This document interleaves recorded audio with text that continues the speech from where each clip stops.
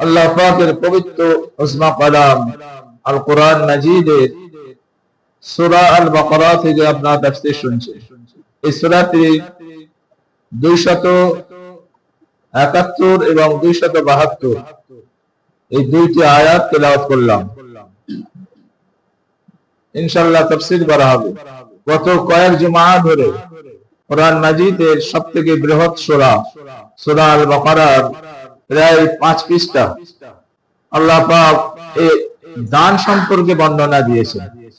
কারণ আল্লাহ পাকের মাকসাদ উদ্দেশ্য ছিল এটাই যে আমার বান্দাদের থেকে একটু পরীক্ষা নেওয়া।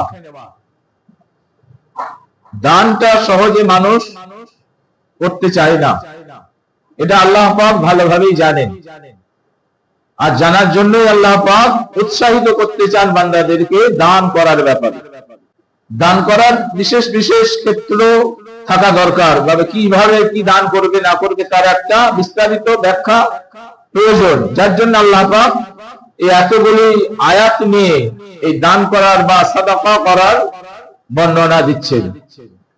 যেমন গত জুম্মায় এই দানের সাথে সাথে আরেকটা দান যেটা আছে, যেটা শর্তযুক্ত দান, মা আনফাকতুম মিন নাফাকাতিন আও নাযারতুম মিন নাযরিন। অর্থাৎ নাযার, নাযার শব্দের অর্থ হচ্ছে মান্নত। মান্নত একটা দান, যে আল্লাহ আমার এই কাজটা বা আমার এই জিনিসটা যদি পূর্ণ করে দেন তাহলে আমি এই জিনিসটা দান করব। আল্লাহ যদি সেটা পূর্ণ করে দেন তাহলে আপনার ওইটা জিনিসটা দান করাটা আপনার জন্য ওয়াজিব হয়ে যাবে। যদি বলেন যে আমি সুস্থ হয়ে গেলে আমি সশরীরে উমরা করতে যাব, সেখানে আপনাকে সশরীরেই যেতে হবে। অন্য কাউকে পয়সা দিয়ে উমরা করানোটা জায়েজ হবে না। আর যেরকম ভাবে মান্নত যে আমি এই গাছের ফল হলে অমুক পীর সাহেবকে খাওয়াবো, ফল হলো কিন্তু ওই পীর সাহেব খেতে পারবে না, ওই পীর সাহেবের খাওয়াটা হারাম হয়ে যাবে। আপনি এমনি ফল হয়েছে একটু আপনি পীর সাহেবের কাছে নিয়ে গেলেন, যা খুশি করে নিয়ে গেলেন, সেখানে পীর সাহেব ওই ফলটা খেতে পারবে। গত জুম্মায় বিস্তারিত বলা হয়েছে, ছেলে পরীক্ষায় ফার্স্ট হলে আমি মসজিদে 5 কেজি মিষ্টি দেবো। ছেলে পরীক্ষায় ফার্স্ট হয়ে গেল, অথচ আপনি যদি 5 কেজি মিষ্টি নিয়ে এসে মুসল্লিদের খাওয়ান, ওই মুসল্লিদের খাওয়াটা পুরো হারাম হয়ে যাবে, মুসল্লিরা খেতে পারবে না। এখানে মুসল্লিদের ওই মানতের জিনিসটা খাওয়ানো চলবে না, আপনাকে বলে দিতে হবে, নাহলে আপনি গুনাহগার হবেন। আপনি যদি চুপি চুপি নিয়ে এসে দিয়ে নেন যে আমার ছেলে ফাঁক হয়ে যায়, মানত করেছিলাম, 5 কেজি মিষ্টি এনে দিয়ে দিলেন, কিছু জানালেন না, সব মুসল্লি খেয়ে নিল, এটা যত গুনাহ সব আপনার ঘাড়ে চাপবে, যে মানত করেছে তার ঘাড়ে যাবে। এই জন্য কোরআনটা শিক্ষা করার দরকার আছে, কোরআনটা বোঝার দরকার আছে মানুষের। মানুষ বুঝুক যে এই ক্ষেত্রে এই মানত করলে এই কাজ হবে। তাফসীরে এইভাবে আছে। আপনি এমনি খুশি হলো ফার্স্ট হয়ে গেছে, এমনি ছেলে ফার্স্ট হয়েছে, আপনি খুশি করে 5 কেজি কেন 10 কেজি মিষ্টি খাওয়ান, সব মুসল্লি খেতে পারবে। কিন্তু যখনই এইটা মানত ব্যাপার এসে যাবে তখন আর চলবে না। বাড়ির লোকটা বা আমি যদি ভালো হয়ে যায়, আল্লাহ যদি শেফা দিয়ে দেয়, তো আমি একটা কোরবানি দিয়ে দেবো, কোরবানির সময় একটা কোরবানি দিয়ে দেবো। আপনি নিয়ত করেছেন আমাদের অনেক আগে কোরবানি, কিন্তু কোরবানি হিসেবে আপনি সুস্থ হয়ে গেলেন বা আপনার বাড়ির লোক সুস্থ হয়ে গেল, এই কোরবানি আপনাকে করতে হবে, কিন্তু ওই কোরবানির গোশত আপনি আর খেতে পারবেন না। কোরবানির গোশত আর আপনার জন্য হারাম। এমনি আপনি যদি বলেন আল্লাহ যদি শেফা দিয়ে দেন, আল্লাহ আপনাকে ভালো করে দিল, আপনি কোরবানির সময় কোরবানি দেবেন, ওই গোশত আপনি খেতে পারবেন। কিন্তু আপনি কোরবানি যখন নিয়ত করছেন, ওই কোরবানিতে তো আপনাকে মানতের জন্য করতেই হবে। আর কোরবানি যেহেতু আপনি নিয়ত করেছেন, কোরবানির জন্য আলাদা একটা পশু কিনে আপনাকে কোরবানি করতে হবে। অর্থাৎ দুটো পশু আপনার জন্য কোরবানি ওয়াজিব হয়ে যাবে, একটা মানতের আর একটা আপনি নিয়ত করার জন্য।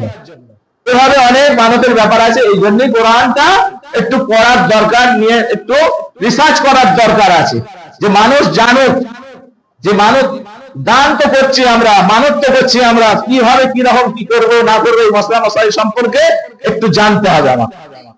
তারপরে আল্লাহ তার 271 নম্বর আয়াতে যে আয়াতটি নিয়ে আসছেন, প্রকাশ্য ব্যাপার আর গোপনীয় ব্যাপার। দান করাটা একটা প্রকাশ্য দান আর একটা গোপনে দেন। কেউ রাতের অন্ধকারে গিয়ে কাউকে দিয়ে আসে, বা এমন ভাবে দেয়, ডান হাতে দেয় বাম হাত জানে না, অর্থাৎ এটা বলে সবাই যে এমন দান করো, ডান হাতে দান করো, বাম হাত না জানে। এটা বলার উদ্দেশ্য যে বেশি কাউকে না জানিয়ে ডানে বামে কাউকে না জানিয়ে দান করা, এটা হচ্ছে গোপন দান। আর প্রকাশ্য দান, এই প্রকাশ্য দানের ক্ষেত্রে আল্লাহ পাক এটা ছাড় দিয়েছেন। যেমন 271 নম্বর আয়াত আল্লাহ পাক বলছেন, ইন তুবতু সাদাকাতি ফানিম্মাহি, ইন তুবতু, যদি তোমরা প্রকাশ্য দান করো, সাদাকা করো প্রকাশ্য ভাবে, ফানিম্মাহি, ওটাও জায়েজ আছে, ওটাও চলবে, ওতে কোনো অসুবিধা নাই। মুফাসসিরিনরা বলছে এই প্রকাশ্য দানটা আল্লাহ পাক বোঝাতে চাইছেন ফরজ দান। ফরজ দান কোনটা? যাকাত আর ফিতরা। এই ফরজ দানের ক্ষেত্রে প্রকাশ্য দান করাটা কোনো অসুবিধা নাই, দিতে পারো।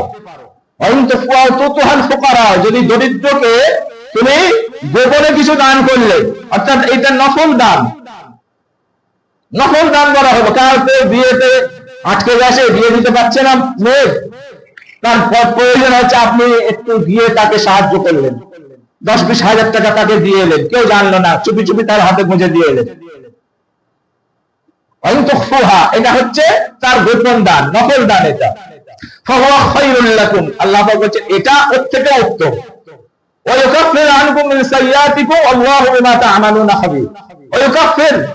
আমি দূর করে দিয়ে থাকি আনকুম, তোমাদের সাইয়্যাতিকুম, যাবতীয় পাপগুলো, ছোটখাটো সগীরা গুনাহগুলো, তোমাদের এই ছোটখাটো পাপগুলোকে আমি দূরীভূত করে দিই এই দানের দ্বারা। কবিরা গুনাহ নয়, কবিরা গুনাহ মাফ চাইতে হবে, আল্লাহ পাকের কাছে তওবা করতে হবে। কবিরা গুনাহ করলে তওবা করতে হবে, যে কোনো জায়গায় যে ভুলবশত মাথা ঠকিয়ে ফেলেছি, ঈশ্বরের দরবারে মাথা ঠকিয়ে ফেলেছি, বা জিনা বা গীবত বা পরনিন্দা পরচর্চা বা মুনাফিকি করা, এগুলো হচ্ছে কবিরা গুনাহ। চুরি করা, এগুলো হচ্ছে কবিরা গুনাহ।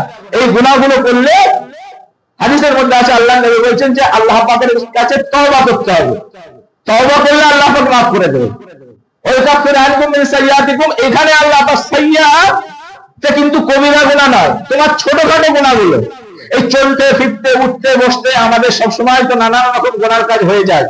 হ্যাঁ, হাসি ঠাট্টা মজার ক্ষেত্রে অনেক সময় মুখ দিয়ে অশ্রাব্য ভাষাও বেরিয়ে যেতে পারে। দুনিয়ায় চলতে ফিরতে অনেক সময় মিথ্যে কথাও বলে ফেলতে পারা যায়, হয়ে যায়। তো এসব এইগুলো হচ্ছে সাইয়্যা, ছোটখাটো গুনাহ। আল্লাহ নবী বলছে এই দানের ক্ষেত্রে আল্লাহ পাক এই দানগুলো করলে কি করবে? এই ছোটখাটো গুনাহগুলোকে আল্লাহ পাক মাফ করে দেবে। আল্লাহু বিমা তা'মালুনা খাবীর। আর আল্লাহ পাক বলেছে আমি তোমাদের যাবতীয় কাজকর্মগুলো আমি সব খবর রাখি। এখানে বলেছে, আগে বলেছেন আলিম, আলিম মানে জানা, আর এখানে বলছেন খাবীর, খাবীর মানে খবর রাখা। এই জানা আর খবর রাখা এর মধ্যে অনেক পার্থক্য আছে। জানলাম ঠিক আছে, কিন্তু খবর রাখলাম মানে পারফেক্ট ভাবে জেনে গেলাম, যেটা সত্যিকারের জানাটাকে খবর বলা হয়, যে হ্যাঁ আমি খবর নিয়েছিলাম, এটা আমি দেখেছি, জানি। আর জানা মুখ থেকে শুনে জানা হতে পারে, মুখ থেকে শুনেও জানা যায়, আর নিজে যাচাই করে সেটাও জানা যায়। আর যাচাই করে জানাটাকে খবর বলা হয়, যে আর কেউ আপনাকে জিজ্ঞাসা করলো কি হলো, এটা বলে আমি খবর নিয়ে দেখলাম আমাদের সত্য ঘটনা। আল্লাহ পাক বলেন খাবির, আমি তুমি কিভাবে দান করছো, গোপন ভাবে না প্রকাশ্য ভাবে, আর তোমার নিয়তটা কি সেটাও আমি জানি। ওয়াইন তুফুহা আও তুতুহাল ফুকারা ফাহুয়া খায়রুল লাকুম। এই কথাটার উপরে হযরত ইবনে কাসির, ইমাম ইবনে কাসির একটা হাদিস নিয়ে এসেছেন। এই হাদিসটা সহিহ হাদিস, বুখারী মুসলিম শরীফের হাদিস। হযরত আবু হুরায়রা থেকে বর্ণনা আছে, উনি বলছেন যে একবার আমি নিজের কানে শুনেছি হযরত হুজুর পাক সাল্লাল্লাহু আলাইহি ওয়াসাল্লাম বলছেন যে কিয়ামতের ময়দানে 7 শ্রেণীর মানুষ আল্লাহ পাকের আরশের ছায়ার মধ্যে স্থান পাবে। কয় শ্রেণীর মানুষ? 7 শ্রেণীর মানুষ কিয়ামতের ময়দানে, হাসরের মাঠে, যেদিন আল্লাহর আরশের ছায়া ছাড়া আর কোনো ছায়া সেখানে থাকবে না। আরশের ছায়া ছাড়া সেখানে আর কোনো ছায়া থাকবে না। ওই ছায়ায় একমাত্র 7টা শ্রেণীর মানুষ স্থান পাবে, সেখানে দাঁড়াতে পারবে। হযরত আবু হুরায়রা বলেছেন, প্রথম যেটা আল্লাহর নবী যে শ্রেণীর নাম করেছিলেন ওইটা হচ্ছে ইমামে আদল। ইমাম আদল অর্থাৎ ন্যায়পরায়ণ বাদশা। ন্যায়পরায়ণ বাদশা যারা হবে তারা ওই আল্লাহ পাকের আরশের নিচে ছায়ায় স্থান পাবে। সূরা হজরের মধ্যে আছে, ইন্নাল্লাহা ইয়া'মুরু বিল আদলি ওয়াল ইহসান, নিশ্চয় আমি আল্লাহ তোমাদেরকে নির্দেশ দিচ্ছি তোমরা আদল এবং ইহসানের সাথে বিচার করবে। এখন সব জালেমেতে ভর্তি, এই দেখছেন না আমাদের এই ভারতবর্ষে কিরকম জালেম শাসক আল্লাহ পাক আমাদের উপরে দিয়ে দিয়েছে। আমাদের এই মুনাফিকির জন্য, বেঈমানির জন্য, ইসলাম থেকে সরে থাকার জন্য, শরীয়তকে না জানার জন্য আল্লাহ পাক আমাদের উপরে জালেম বাদশা দিয়েছেন। এটা হাদিসের কথা আছে। হ্যাঁ, জালেম বাদশা আমি তোমাদের উপরে দেবো। আমাদের উপরে অত্যাচারটা কিরকম দেবো। কত মসজিদ ভাঙছে চারিদিকে, একটার পর একটা আইন কারণ নিয়ে আসছে। হ্যাঁ, এই জালিম বাদশা, এর জন্য বাঁচার জন্য আল্লাহ পাক আমাদেরকে আরো বলে দিয়েছে যে জালিম বাদশার জন্য বাঁচতে গেলে তোমাদেরকে আমার কাছে চাইতে হবে। কি কথা আমরা চাই? আর তাহাজ্জুদ নামাজে উঠে আল্লাহ পাকের কাছে চেয়েছি যে আল্লাহ আমাদের এই জালিমের শাসক থেকে আপনি বাঁচান। চাওয়ার লোক আছে, একদম যে চাই না তা নয়, এরা আছে, কিন্তু আল্লাহ পাক সার্বিকভাবে দেখতে চান। এই জালেমরা কিন্তু বেশি দিন টিকবে না। অনেক জালেম শাসক দুনিয়া থেকে চলে গেছেন, আল্লাহ তাদেরকে নেস্তেনাবুদ করে দিয়েছেন। জালেম শাসক ছিল, তারা দুনিয়ার জমিনে অনেক জুলুম অত্যাচার করেছে, তারা আজ ইতিহাস হয়ে আছে। তো আমাদের উপরে এসছে, এরাও ইনশাআল্লাহ একদিন নেস্তেনাবুদ হয়ে যাবে, কিন্তু ততদিন আমাদেরকে একটু ভুগিয়ে যাবে। যাই হোক, আল্লাহ পাক নবী বলছে যে আল্লাহ পাকের আরশের ছায়ায় প্রথম যারা স্থান পাবে তারা হচ্ছে ইমামে আদিল, যারা ন্যায় শাসক, ন্যায় বাদশা, ন্যায় বিচারক। দ্বিতীয় নম্বরে আল্লাহ পাক বলছে শাবুন নাশা, ওই যুবক যার যৌবনকালটা আল্লাহর ইবাদতের মধ্যে বাসারাত করে দেয়, গুজিয়ে দেয়, যার যৌবনকালটা, ওই যুবক ছেলেরা তাদের যৌবনকালটা আল্লাহর ইবাদতের মধ্যে লিপ্ত থেকে যায়। আল্লাহ নবী বলছেন কিয়ামতের ময়দানে ওই যুবকটা আল্লাহ পাকের আরশের ছায়ায় স্থান পাবে। কিরকম যুবক? যুবক থাকতে গেলে 25 থেকে ধরুন 40, 15 বছর, কি ধরুন 20 থেকে 40, 20 বছর, বা 18 থেকে ধরুন 40, 22 বছর। এই যৌবন কালটা যে কত মহামূল্যবান বয়স, সময়, আজকে জোয়ান যুবক ছেলেরা জানে না। এরা রাত্রে জাগরিত হয় কিসের জন্য? মোবাইল নিয়ে ব্যস্ত থাকে সারা রাত। জিজ্ঞাসা করি কত রাতে শুয়ে, বলছে মোবাইল ঘাটতে ঘাটতে 2টা 2:30 বেজে যায়। ওই ছেলেটার কি করে ভাবতে পারে ফজরের সময় ঘুম, ফজরের নামাজটা কি করে আদায় করতে পারে? মোবাইলেতেই যদি সারা রাত কাবার করে যায়, ফজরের নামাজটা ফরজ হুকুম করতেই হবে, ওর রাষ্ট্রের কথা। তো সেটাই যদি না তার হয়ে যায়, মোবাইল ঘাটতে ঘাটতে হয়ে যায়, তা আল্লাহ রাষ্ট্রের নিচে ছায়া পাবে, স্থান পাবে, তো তাদের উপরে ওই জালেম শাসক তো আসবেই। তৃতীয় নম্বরে আল্লাহ নবী বলছেন আল হুব্বু ফিল্লাহ আল বুগযু ফিল্লাহ, এমন ওই দুই ব্যক্তি যে একে অপরকে ভালোবাসে আল্লাহকে খুশি করার জন্য, আর বুগযু ফিল্লাহ আল্লাহকে রাজি করার জন্য, আল্লাহকে খুশি রাজি করার জন্য ভালোবাসে, আর ঘৃণা করে আল্লাহকে খুশি করার রাজি করার জন্য। অর্থাৎ যে যাকে ভালোবাসে আল্লাহকে খুশি করার জন্য ভালোবাসে অনেক, আবার ঘৃণাও করছে আল্লাহকে খুশি করার জন্য। অর্থাৎ এমন এক দুই ব্যক্তি যাদের মধ্যে খুব মহব্বত ভালোবাসা, দুই ব্যক্তির মধ্যে খুব মহব্বত ভালোবাসা, কিন্তু এমন একটা পজিশন এসে গেল, সে দেখে ফেললো যে মুনাফিকি চাল চালছে, কথা বলছে, এই মিথ্যা কথায় পটু, এ হারামখোর, কিন্তু দুইজনের মহব্বত ভালোবাসা খুবই। কিন্তু এ যখন দেখে ফেললো যে এর মধ্যে তো ইসলামের শরীয়তের মধ্যে অনেক গরমিল আছে, খারাপ আছে, তখন সে তাকে ঘৃণা করলো, সে তার থেকে সরে গেল। আল্লাহ পাক বলছেন ওই ব্যক্তিকে আমি আরশের ছায়ার স্থান দেবো। আল্লাহ নবীর কাছে এক ব্যক্তি এসে জিজ্ঞাসা করলেন মা তাসসা, আন্না রাজুলান ইয়া রাসূলুল্লাহ মা তাসসা, ক্বালা ওয়াইলাকা মা আদাতু লাকা। আল্লাহ নবী বলছেন যে তুমি আমাকে জিজ্ঞাসা করছো কিয়ামত কবে হবে, তো তুমি কিয়ামতের জন্য কি, কিয়ামতের মহাময়দানের জন্য কিছু কি সংগ্রহ করেছো, কিছু জোগাড় করে রেখেছো? ব্যক্তিটা বলল ওয়াইলাকা মা আদাতু লাকা, আদাতু লাহা, আমি তার আমার সেরকম কিছু জোগাড় নেই ইয়া রাসূলুল্লাহ, হ্যাঁ বললাম সেরকম কিছু জোগাড় নেই, ইল্লা আন্না উহিব্বুল্লাহ ওয়া রাসূলা, কিন্তু আমি আমার অন্তরের মধ্যে আপনার মহব্বত ভালোবাসা আর আল্লাহ পাকের মহব্বত ভালোবাসা, এটাই আমার সম্বল আছে, আর কিছু নাই। আল্লাহ নবী সেই সময় বলেছিলেন এটাই তোমাকে আল্লাহ পাকের আরশের ছায়ায় স্থান দেবে, এই মহব্বত ভালোবাসাটাই আল্লাহ পাকের আরশের ছায়ায় তোমাকে স্থান দেবে। অর্থাৎ মানুষ মানুষকে ভালোবাসে আল্লাহকে খুশি করার জন্য, মানুষ মানুষকে ঘৃণা করে আল্লাহকে খুশি করার জন্য।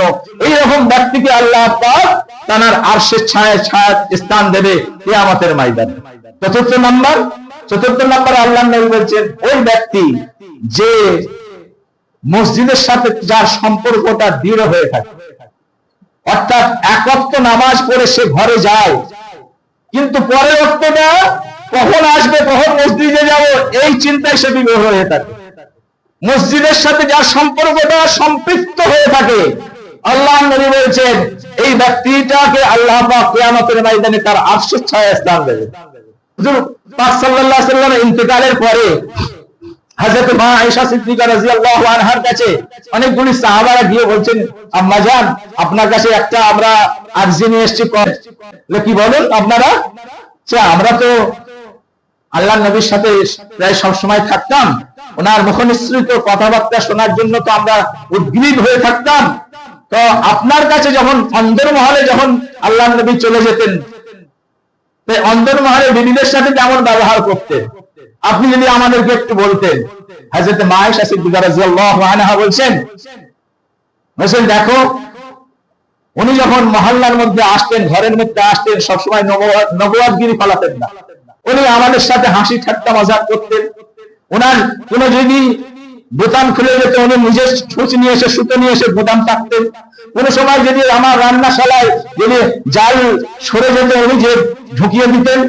আবার রান্নার কাজে উনি হাতও লাগাতেন। সব রকম কাজ করতেন আমাদের সাথে। আর কি করতেন? কিন্তু একটা কথা তোমাদেরকে বলে দিই, আর যখন মসজিদের বেড়াল যখন আজান দিয়ে দিত, তার আমরা তখন চিনতে পারতাম না। মসজিদে আজান হওয়ার পরে মসজিদের সব কাজ ফেলে দিয়ে উনি তখন জামাতে যাওয়ার জন্য প্রস্তুতি নিয়ে নিতেন, আর আমাদের সাথে কথা বলতেন না। ফাইলুল লিল মুসাল্লিন। আল্লাহ নবী তো এইসব কথাগুলো তো নিজের ধ্যানে রাখতেন। স্বয়ং আল্লাহ পাক অবতীর্ণ করেছেন না এই কথাগুলো। ওই মুসল্লিগুলো ধ্বংস হবে। ফাইলুল লিল মুসাল্লিন আল্লাযীনা হুম আন সালাতিহিম সাহুন। ওই মুসল্লিগুলো যারা নামাজ সম্পর্কে উদাসীন, তারা ধ্বংস হবে। কে বলছেন? স্বয়ং আল্লাহ পাক। তো আল্লাহ পাক বলছেন, আরে এমনি তাদেরকে জান্নাতে আমার আরশের ছায়ায় স্থান দেবো না, আমি দেখে নেব কে আমার এই মসজিদের উপরে কার কতটা মহব্বত আছে। যে মহব্বত থাকবে, ফজরের নামাজ পড়ে যাবে, তার অন্তরটা সবসময় বলতে হবে জোহরের টাইমটা কখন আসে। জোহরের নামাজ পড়ে যাবে, সে আসরের জন্য অপেক্ষায় থাকবে, 4:30 মোহর বাজবে। আসরের নামাজ পড়ে যাবে, মাগরিবের জন্য তার অন্তরটা কাঁদবে, কখন মসজিদে আজান হবে মাগরিবে। ওই আল্লাহ পাক এই হাদিসের মধ্যে, বুখারী শরীফ, বুখারী মুসলিম শরীফের হাদিস, হযরত আবু হুরায়রা থেকে বর্ণনা, উনি বলছেন যে ওই ব্যক্তি আল্লাহ পাকের কিয়ামতের ময়দানে আরশের ছায়ায় স্থান পেয়ে যাবে, যার সাথে মসজিদের সম্পর্কটা সম্পৃক্ত থাকে। 5 নম্বর ওই ব্যক্তি, এখানে বয়সের কোনো তুলনা দিয়ে বলা হচ্ছে না, ওই ব্যক্তি যার অন্তরটা আল্লাহর মহব্বতে, ভালোবাসায় এবং ভয়ে, মহব্বত, ভালোবাসা এবং ভয়ে ক্রন্দন হয়, চোখ দিয়ে পানি ঝরে, আল্লাহ পাক তাকে কিয়ামতের ময়দানে তার আরশের ছায়ায় স্থান দেবে। 5 নম্বরে যে মহব্বত, ভালোবাসা, মহব্বত ঠিক আছে, ভয় না হলে ঠিক আছে, যে ভয়তে মানুষের অন্তর কাঁদে, জাহান্নামের ভয়। ওরে বাপরে, মাওলানাদের মুখে শুনেছি, হ্যাঁ, এই ভয়তে চোখ দিয়ে পানি পড়তে পারে, জাহান্নামের ভয়। কিন্তু ভালোবাসার জন্য চোখ দিয়ে কিসে পানি পড়বে? একটু চেষ্টা করবেন, ভালোবাসা, মহব্বত, আল্লাহর মহব্বত, ভালোবাসা অন্তরে এনে চোখ দিয়ে পানি পড়বে, যে আল্লাহ আপনি আমাকে কতটা ভালোবাসেন। হ্যাঁ, সারা কোথাও সফরে গেছেন, সেখানে আপনি বসে আছেন, কেউ নাই, সহচর কেউ নাই, আপনার জাতের কেউ নাই, সব বিধর্মীতে ভর্তি, চারিদিকে বিধর্মীতে ভর্তি। তো আপনার মহব্বত নিয়ে আসেন, আল্লাহ আপনি আমাকে দ্বীন দিয়েছেন, আপনি আমাকে কোরআন দিয়েছেন, রোজা দিয়েছেন, হজ দিয়েছেন, যাকাত দিয়েছেন, শরীয়ত দিয়েছেন, আমি কত লাভবান হয়ে গেছি, কিন্তু আমার চারিদিকে যারা, এরা আপনার রহমত থেকে বঞ্চিত। আল্লাহ আপনি আমাকে কত মহব্বত করে ভালোবেসে আপনি আমাকে এই মুসলমান করে আপনি জন্ম দিয়েছেন। এই মহব্বত, ভালোবাসা এনে এক ছোপা যিনি চোখের পানি পড়ে যায়, আল্লাহ নবী বলছেন ওই ব্যক্তিটাকে আল্লাহ পাক কাল কিয়ামতের ময়দানে আরশের ছায়ায় স্থান দিয়ে দেবে। 7 নম্বরে দুটো পয়েন্ট একটুখানি বলে দিই অল্প করে, যে 6 নম্বরে আল্লাহ নবী বলছে যে ওই ব্যক্তি যে মর্যাদাশীল, সুষমা, সুন্দরী মহিলার হাতছানি উপেক্ষা করে আল্লাহর ভয়ে ভীত হয়ে সে তার দিক থেকে মুখ ফিরিয়ে নেয়, আল্লাহ পাক তাকে তার আরশের ছায়ায় স্থান দেবে। 7 নম্বরে আল্লাহ নবী এই পয়েন্টটাই বলছেন, যেটা বলার জন্য এতগুলো আয়াত সব তেলাওয়াত করা হয়েছে। আল্লাহ পাক বলছেন, ওই ব্যক্তি আল্লাহ পাকের আরশের ছায়ায় স্থান পাবে যে ডান হাতে দান করলো, বাম হাত জানতে পারলো না, গোপনে করলো, প্রকাশ্যে করলো না, নফল দান করলো গোপনে, ফরজ দান করলো প্রকাশ্যে, তো আল্লাহ পাক এই ব্যক্তিকে কাল কিয়ামতের ময়দানে আরশের ছায়ায় স্থান দেবেন। এরপরের আয়াতটা কিন্তু তাফসীর করা গেল না।